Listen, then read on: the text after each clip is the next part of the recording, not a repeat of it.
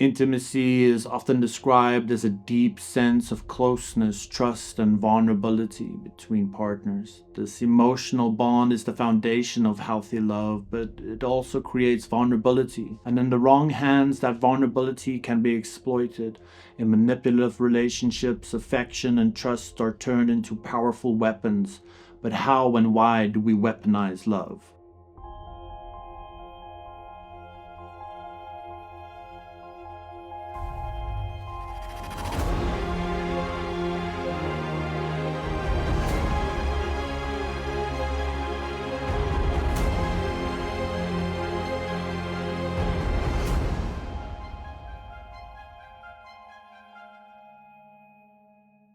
Early myths, literature, and political anecdotes show that romantic intimacy has long been entwined with influence and control. For example, the biblical story of Samson and Delilah around 1100 BCE is an ancient cautionary tale. Delilah seduces the mighty Samson to discover the secret of his strength, only to betray him. Her feigned love literally disarms Samson, a classic instance of intimacy used as a trap. Greek legends of the Trojan War even begin with the romantic entanglement of Paris and Helen that leads to a massive conflict, underscoring how passion and power could intertwine. Philosophers and writers of antiquity recognized the double-edged nature of love. The Roman poet famously wrote that love is a kind of warfare in his Ars Amatoria. Ovid teaches the art of love almost like a battle plan, implying that romance involves strategy, feints, and sometimes conquest. Perhaps no one illustrates this better than Cleopatra, the Egyptian queen who famously enthralled Julius Caesar and Mark Antony. Far from a mere love-sick romantic, Cleopatra understood that seduction could fortify her political position. According to historians, from a young age, she realized that sex is the route to power in the kingdom. By forging personal bonds with powerful Roman men, Cleopatra secured her throne and influenced empire-level politics. Her story shows an early, real-world example of romantic alliances doubling as strategy. Similarly, in ancient India, the strategist Chanakya wrote the Arthansastra about the use of espionage. He noted that women made especially skilled spies due to their ability to extract information from lovers so casually that no one would suspect any ulterior motive.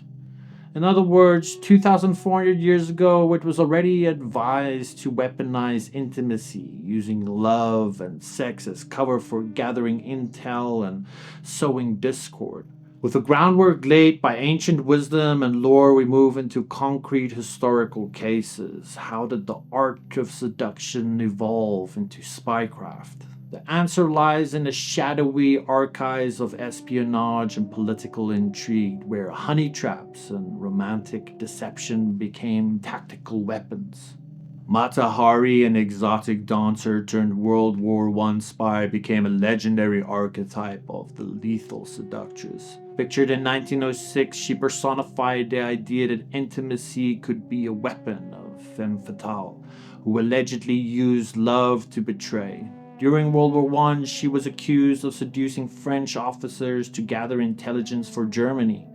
Although her effectiveness as a spy is debated, the idea of Mata Hari, the beautiful lover who betrays, captured the public imagination as the ultimate femme fatale. Historian Philip Knightley notes that for millennia, spy masters of all sorts have trained their spies to use the art of seduction and sexuality. In other words, spies learned early on that they could succeed with these tactics and these bodily employments. A whispered pillow talk confession might reveal what torture could not. Throughout history, many real-life stories read like spy novels. In the Cold War, for instance, the Soviet KGB famously deployed female operatives, the Mosno girls. These women agents would seduce targets and lure them into compromising situations. In fact, the very nickname Mosno comes from the Russian word for "it is permitted." Since these spies were allowed expectations to typical restriction in order to get close to their marks. The implication was clear. Anything, including intimacy, was permitted if it achieved the mission. Similarly, East Germany Stasi ran Romeo operations, wherein male agents posed as passionate lovers to Western secretaries, eliciting state secrets under the guise of romance. Beyond the cloak and dagger world of spies, history offers plenty of other scenarios where intimacy was exploited. Political leaders have been seduced by those seeking favor of information, and scandal has followed. Royal courts across cultures had their share of courtesans and favorites whose influence became through the bedroom. From Mata Hari to Cold War Romeos, history teaches that romantic and sexual intimacy have been deliberately used to coerce, compromise, or control. And as Oscar Wilde said, everything in the world is about sex, except sex. Sex is about power. Seduction became a covert weapon on the geopolitical stage. Yet the effectiveness of this weapon stems from a very human weakness, our biology and emotions. Love tricks work because of how we are wired to bond, and so to fully grasp why intimacy is such a potent tool of control, we need to understand what's happening inside the brain and the body when we fall in love. Romantic connection isn't just poetry and sentiment, it's chemistry, literally. When we form intimate bonds, a cocktail of hormones and neurotransmitters floods our system, shaping how we feel and even how we behave. Unfortunately, abusers can take advantage of these natural processes, hijacking our neurochemistry to foster dependence. So let's break down some key players in this: oxytocin and dopamine. Oxytocin, often nicknamed the love hormone or cuddle chemical because of its critical role in social bonding. This neuropeptide surges during moments of physical and emotional closeness. Hugging, kissing, sexual intimacy, childbirth, and nursing all release major amounts of oxytocin. Oxytocin has a powerful pro-social effect. It makes us feel attached and trusting toward our partner. In one landmark experiment, researchers gave people oxytocin via a nasal spray and then had them play a financial trust game. Remarkably, subjects dosed with oxytocin continued to trust a stranger with their money, even after their trust had been betrayed. Brain scans reveal that oxytocin suppressed activity in fear and vigilance related areas in the amygdala. According to neurologist Thomas Baumgartner, when oxytocin increases trust, it seems to diminish our fears. In practical terms, oxytocin chemically encourages us to bond and stay bonded, smoothing over the rough edges of doubt. This is a wonderful, healthy relationship. It helps partners forgive minor mistakes and build security. But in an abusive context, the same effect can be perilous. The victim's brain may literally be pushing them to trust someone who's hurting them, creating a biochemical bias to give one more chance. An abuser who alternates cruelty with physical affection, for instance, making up with sex or cuddling after an argument, is unknowingly or perhaps knowingly leveraging oxytocin bonding power to reinforce the relationship on their terms. If oxytocin is the glue, dopamine is the spark. Dopamine is a neurotransmitter associated with pleasure and reward. When you're falling in love, your brain's reward system kicks into high gear, similar to the effect of an addictive drug. Ellen Fisher and colleagues who have studied the brains of people madly in love found that feeling of intense romantic love engage in regions of the brain's reward system, specifically dopamine-rich regions, also activated during drug or behavioral addiction. In other words, the high of new love lights up the same circuits as cocaine or gambling might. The result: euphoria, craving, even withdrawal symptoms when apart from one's lover. Anyone who has experienced an all-consuming infatuation can attest to the obsession, the exhilaration, and the irrational behavior that come with it. Staying up all night talking, daydreaming at work, heart pounding at a text message. These are dopamine driven effects akin to an addictive rush. Importantly, like any addiction, the love high can make us vulnerable to exploitation. An abusive partner essentially weaponizes this natural addiction by alternating punishment with just enough reward. They keep their victim biologically bonded and craving approval. It's a neurochemical trap of sorts. We are the descendants of successful lovers, those who manage to attract mates, reproduce, and raise offspring. Evolutionary psychology proposed that many of our behaviors and romance have deep roots in the survival challenges of our ancestors. Intimate pair bonding likely evolved because human children have a long period of dependence. Two parents with a stable bond could better ensure offspring survival. This explains why our brains reward attachment so strong. Love helped keep our ancestors together long enough to pass on their genes. But if evolution gave us the inclination to bond, it also allowed for a more shadowy strategy. Deception, infidelity, and manipulation can also confer reproductive advantages in certain scenarios.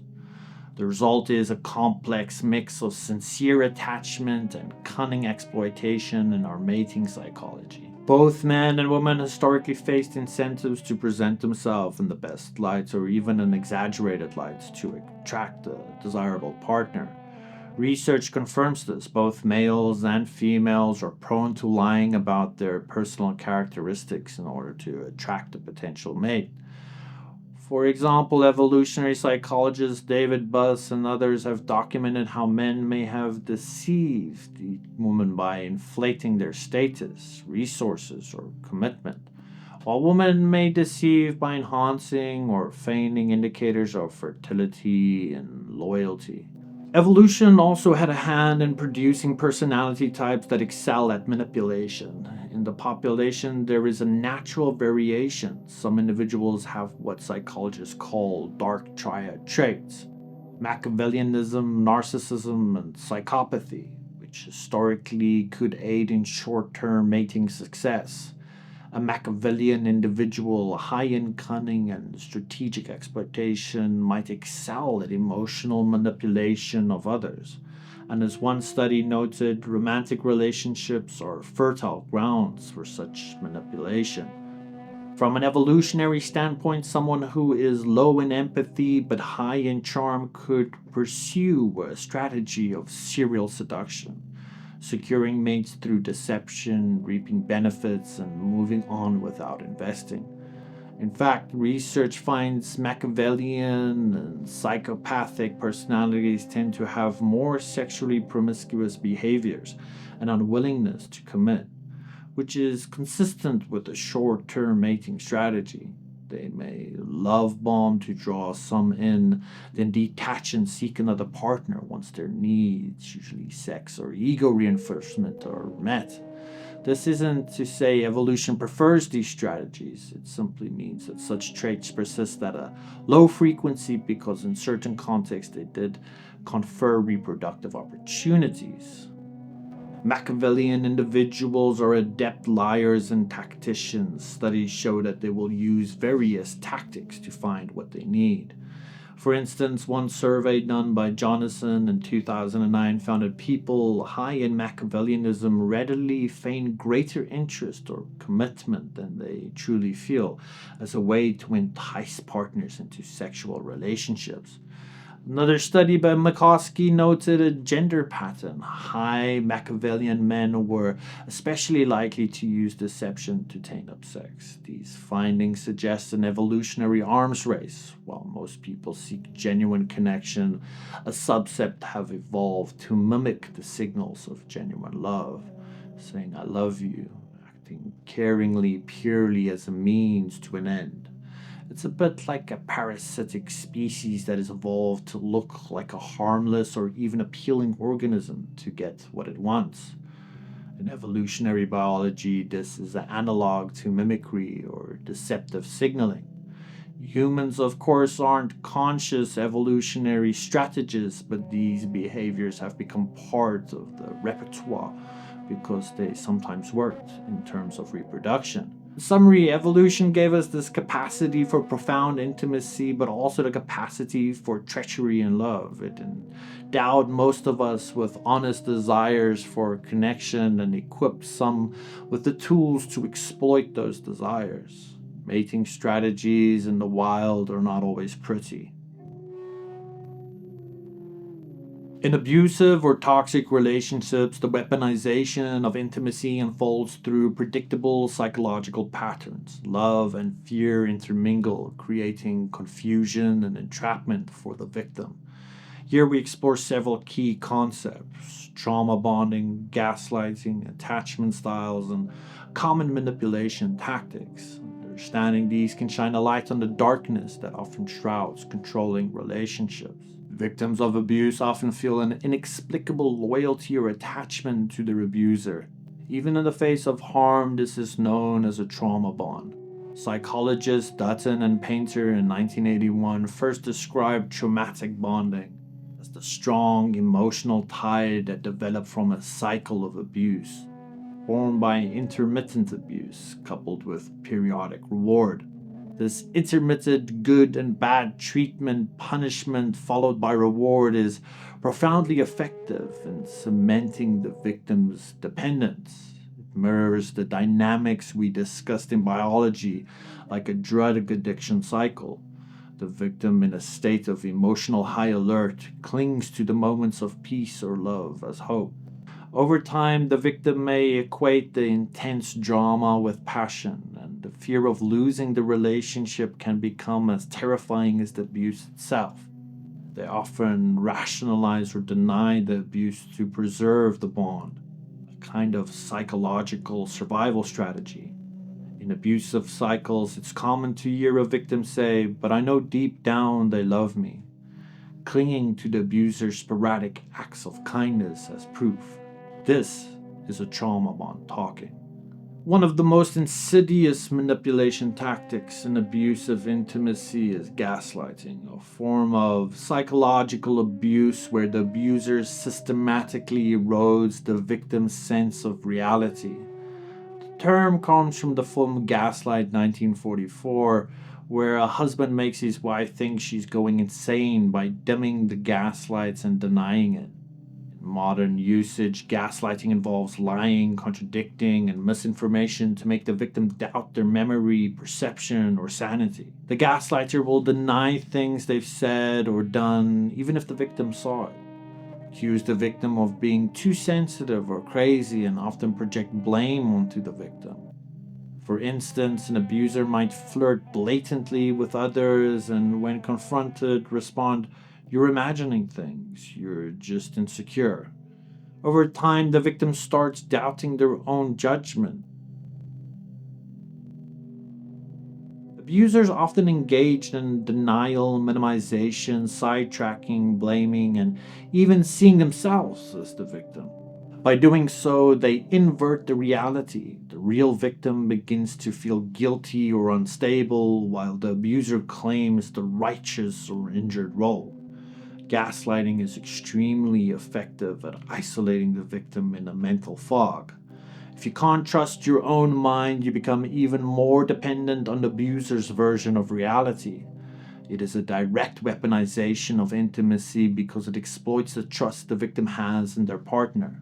Moving on to our ingrained attachment styles formed in childhood and carried into adult relationships that can influence how susceptible we are to an abusive dynamic. There are four main attachment styles: secure, anxious, avoidant, and disorganized. People with secure attachment tend to have healthier relationship expectations and boundaries, but those with insecure attachments, anxious or disorganized that is, often stemming from early instability or trauma, may be at higher risk of getting stuck in unhealthy relationships. For example, an anxious, preoccupied attachment style is characterized by fear of abandonment and high need for validation.